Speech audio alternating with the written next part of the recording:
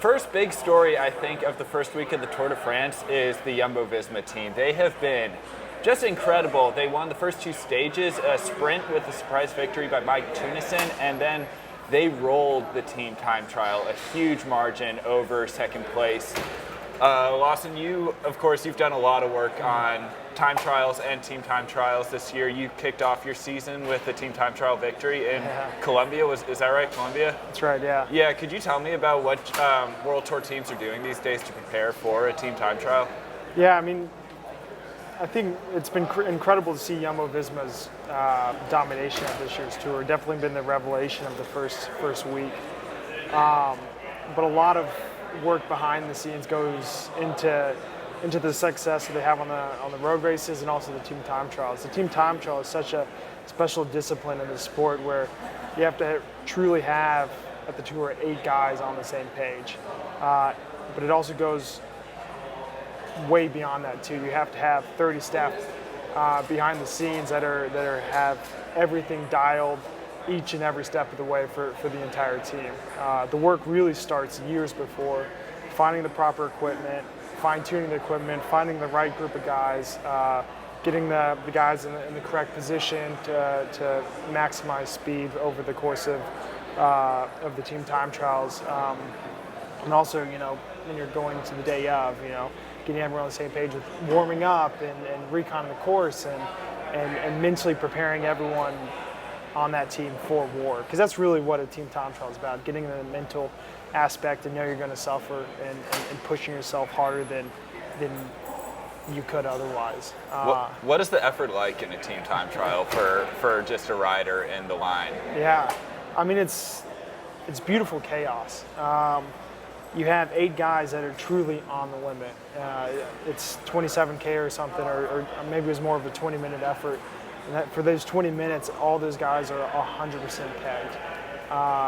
And you see how these team time trials operate. And sometimes they look like they're falling apart, but that's exactly where you need to be to maximize what you want to do to get the best possible result. The best team time trials I've done are where you finish and you think, wow, we royally screwed that one up. You get done, you're like, you've lost 3 guys along the way. Everyone's on their hands and knees trying to make it to the finish.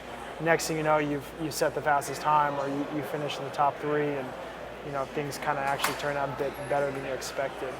And when teams are practicing team time trials, are there training camps that are devoted to team time trialing, or how does everybody get together? You all live all over the place. How does everyone get together and actually fine-tune this? For sure. I mean, the World Tour is a huge circus and a lot of moving parts. I know we, EF Education First, we had a team time trial camp in Girona about 10 days before the start of the tour. We had 9 guys there.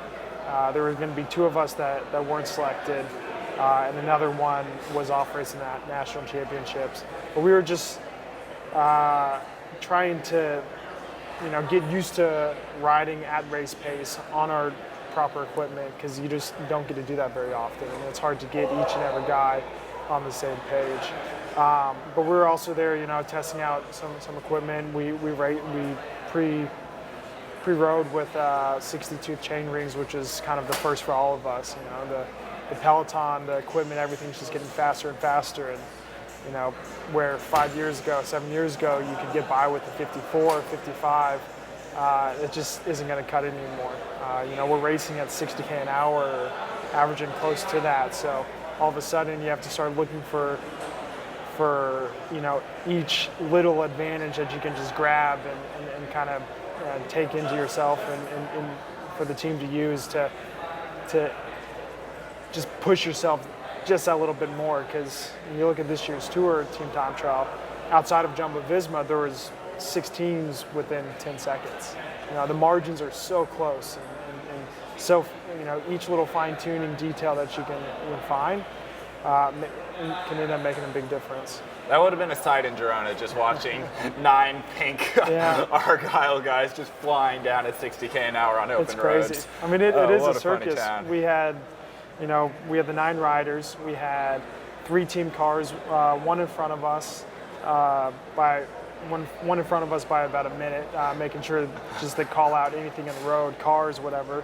one immediately in front of us, just to also make sure nothing else came in, one behind us, and then we had probably about 10 to 12 staff members all along our course, trying to stop traffic and roundabouts, and it's chaos. That is so funny. These things that you can do, they go a long way.